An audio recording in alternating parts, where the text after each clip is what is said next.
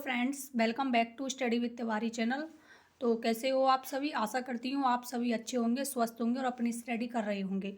तो आज की इस क्लास में जो प्राध्यापक परीक्षा हुई थी, संस्कृत शिक्षा विभाग के द्वारा ली गई थी, उसमें जो हिंदी के 5 महत्वपूर्ण क्वेश्चन पूछे गए थे उनके बारे में इस क्लास में डिस्कस करेंगे। यदि आपने इस चैनल को अपने साथियों के साथ शेयर नहीं किया है तो सर्वप्रथम आपका कर्तव्य है कि आप इस क्लास को ज़रूर शेयर करें। तो आज की क्लास को शुरू करते हैं। जैसा कि मैं आपको बताना चाहूँगी, ये चमन प्रकाशन की बुक है। मेरे पास जो बुक है चमन प्रकाशन की है। इसमें 15 सॉल्व पेपर दिए हुए हैं। उसी में से पहला सॉल्व जो पेपर है वही लिया है मैंने। इसमें जो 5 महत्वपूर्ण हिंदी के क्वेश्चन हैं उनके बारे में हम देखेंगे। तो आप देख सकते हैं, प्राध्यापक संस्कृत शिक्षा प्रतियोगी परीक्षा 2022 का ये प्रश्न पत्र। तो इसमें 26वें नंबर का जो क्वेश्चन था वो हिंदी से संबंधित था। किस शब्द में कु उपसर्ग का प्रयोग नहीं हुआ है? तो आपको नहीं वर्ड पर फोकस करना है कि इसमें पूछा क्या जा रहा है। तो इसमें नहीं बताना है आपको। कहने का मतलब है 3 तो जो ऑप्शन होंगे वो सही होंगे और एक ऑप्शन ऐसा होगा जो अशुद्ध होगा। तो आपको पता है कि कु उपसर्ग का प्रयोग हमेशा नकारात्मकता के अर्थ में किया जाता है। कु का अर्थ होता है बुरा, ठीक है। तो अब आपको पता है कुफल, तो आप इसमें यदि आप इसके टुकड़े करोगे, सार्थक शब्द निकलना चाहिए टुकड़े करने के बाद में। अब कु धन फल, तो आपको पता है कि कु का अर्थ होता है बुरा और फल का अर्थ होता है फल। बुरा है फल, कुफल बुरा है जो फल। यदि आप समास की दृष्टि से इसमें देखोगे फिर भी इसमें कर्मधारय समास हो सकता है। इसमें कुमार्ग, कु का अर्थ हुआ बुरा, तो बुरा है जो मार्ग, इसमें भी कर्मधारय समास हो सकता है और इसमें कु उपसर्ग होगा। कुरूप, इसमें भी कुधन रूप, तो कैसा है रूप? कु। यदि आपको कर्मधारय समास की पहचान करनी है तो आपको कैसा से क्वेश्चन करना होगा। कैसा रूप, तो बुरा रूप। तो इन 3 विकल्प में बिल्कुल कु उपसर्ग है, लेकिन कुसुम शब्द में कहीं भी कु उपसर्ग नहीं है, क्योंकि आपको पता है कुसुम किसका पर्यायवाची है? कुसुम फूल का पर्यायवाची है, इसलिए ये एक सार्थक शब्द है। इसके टुकड़े करने पर इसका अर्थ नहीं निकलना।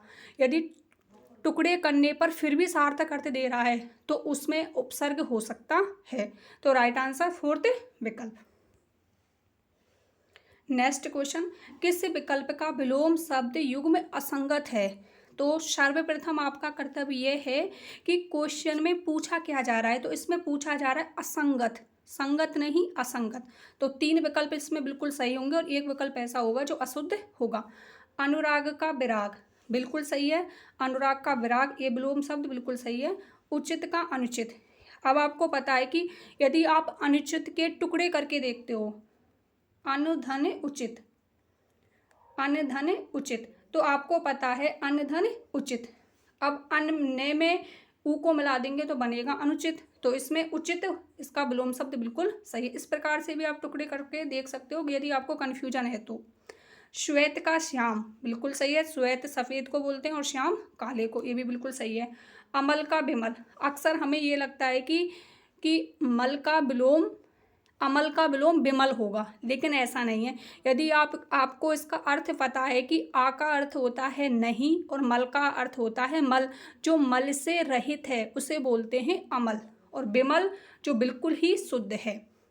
ये दोनों ही अमल और विमल परस्पर पर्यायवाची शब्द हैं, ना कि विलोम शब्द। ये दोनों अमल और विमल दोनों समानार्थी शब्द हैं, ना कि विलोम। अब इसका अपोजिट पूछ रहा है आपसे, तो ये तो समानार्थी शब्द हुए, तो राइट आंसर हो गया 4th विकल्प। अमल का यदि आपसे पूछा जाता है इसका विलोम क्या होगा, तो आप कर सकते हो मैला कर सकते हो या मल कर सकते हो, गंदा भी कर सकते हो। नेक्स्ट क्वेश्चन है इसमें, किस विकल्प में सही संधि विच्छेद किया गया है? तो आप देख सकते हैं इसमें फर्स्ट ग्रेड के एग्जाम में ज़्यादातर क्वेश्चन नहीं के रूप में आते हैं। तो तीनों विकल्प, 3 जो क्वेश्चन हमने अब तक किए हैं उसमें असंगत असंगत पूछा है, तो इसमें सही पूछ रहा है। अब आपको पता है सचित सतधन चित, चारों विकल्पों को ध्यान से पढ़ें, उसके बाद आप सही आंसर को सेलेक्ट करें। चारों विकल्पों को आपको ध्यान से पढ़ना है। देखिए नीचे से करते हैं। अब आपको पता है भानु धन उदय, इसका जो बन रहा है शब्द ये तो बिल्कुल सही है, लेकिन आपको इसमें थोड़ी सी मामूली सी मिस्टेक है। वो क्या है? भानु में कभी भी बड़ा ऊ नहीं आता, भानु में हमेशा छोटा ऊ आता है। इस प्रकार से लिखा जाता है भानु धन उदय। तो ये तो गलत हो गया। निहि धन रोग। अब आपको पता है निहि धन रोग होता है, ना कि नी। अब इसमें तो संधि पूछी है ना, यदि हम इसमें आपसे उपसर्ग पूछा जाता तो निर उपसर्ग होता, नी भी चल सकता था यदि ऑप्शन में नहीं है, लेकिन इसमें संधि पूछ रहा है तो इसमें विसर्ग का प्रयोग जरूर होगा। तो निहि धन रोग होता, तो इसमें विसर्ग का प्रयोग नहीं हुआ, ये भी गलत हुआ। अब आपको पता है अनुधन छेद, बिल्कुल सही है, क्योंकि च का आगम जब छ आता है आगे तो च का आगम जरूर होता है, तो इसमें च होगा, ये तो बिल्कुल सही विकल्प है। दूसरा इसका सही विकल्प है सच्चित में सतधन चित। अब ज़्यादातर आपको पता है सारे टीचर हमें सद बताते हैं, सद, लेकिन आप देख सकते हैं इसमें ये गलत माना है, सद को उपसर्ग माना है, सतधन चित। तो राइट आंसर दूसरा विकल्प। नेक्स्ट, व्याकरण की दृष्टि से किस शब्द की वर्तनी अशुद्ध है? आपको अशुद्ध देखनी है। तो आपको पता है दंपत्ति शब्द हमेशा सभी एग्जामों में पूछा जाता है, किसी भी एग्जाम में ऐसा नहीं है नहीं पूछते हैं। अभी CET का एग्जाम हुआ था, उसमें भी ये दंपत्ति शब्द पूछा गया था, प्री बीएड में भी पूछा गया था। दंपत्ति हमेशा बड़ी आती है दंपत्ति में, ना कि छोटी। प्रदर्शनी, ये बिल्कुल सही है। और अभी जो रीट का एग्जाम हुआ था उसमें भी प्रदर्शनी शब्द को पूछा गया था, सेकंड ग्रेड में भी और रीट में भी। सरोजनी, बिल्कुल सही है। आपको पता है सरोज धन इनी, जब इसमें हम इनी प्रत्यय जोड़ते हैं तो बनता है सरोजनी।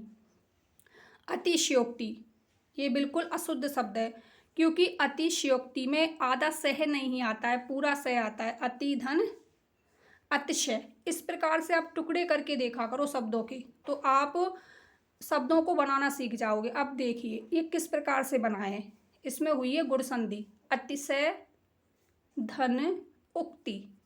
अब आपको पता है आ और ऊ मिलके क्या बनता है, ओ बनता है। अब यहाँ पर से पूरा है, ना कि आधा। इस प्रकार से टुकड़े करें, फिर उनको जोड़े। यदि उसमें संधि हो रही है, समास हो रहा है, उपसर्ग हो रहा है या प्रत्यय जुड़ रहा है, तो इस प्रकार से आप शब्द शुद्धि को अच्छे से तैयार कर सकते हो। यदि आपको ग्रामर सीखनी होगी, समास, संधि, इस प्रकार से। अब आपको पता है कि आ और ऊ मिलके ओ बनता है, तो आप आसानी से इसको पहचान सकते थे कि इसमें से पूरा आएगा, ना कि आधा। अब इनको जोड़ते हैं, तो जोड़ने पर जो शब्द बनेगा वो बनेगा अतिशयोक्ति। क्या शब्द बनेगा? अतिशयोक्ति। इस प्रकार से इसमें से पूरा आता है। तो दोस्तों ये थे 4 से 5 क्वेश्चन आते हैं। एक क्वेश्चन 2 अंक का है, तो 10 अंक के आपके हिंदी के क्वेश्चन आएंगे। जैसा कि आपको सबको पता भी होगा कि 5 क्वेश्चन पूछे जाते हैं फर्स्ट ग्रेड के एग्जाम में। तो ये सिंपल से क्वेश्चन थे, बस आपको फोकस के साथ पढ़ना है कि ऑप्शन में पूछा क्या जा रहा है, माफ़ करना क्वेश्चन में पूछा क्या जा रहा है, नहीं, अशुद्ध, असंगत, सही, बस ये शब्द आपको माइंड में सेट करने होंगे, तभी आप सही से क्वेश्चन को पढ़ेंगे और सही आंसर निकालेंगे। आई होप आपको ये वीडियो अच्छा लगा हो, तो कमेंट बॉक्स में अपना फीडबैक देना ना भूलें, और यदि चैनल पे नए हो तो चैनल को सब्सक्राइब कर लें। मिलते हैं नेक्स्ट वीडियो में, तब तक आप अपना ध्यान रखिएगा। Bye bye, take care all of you.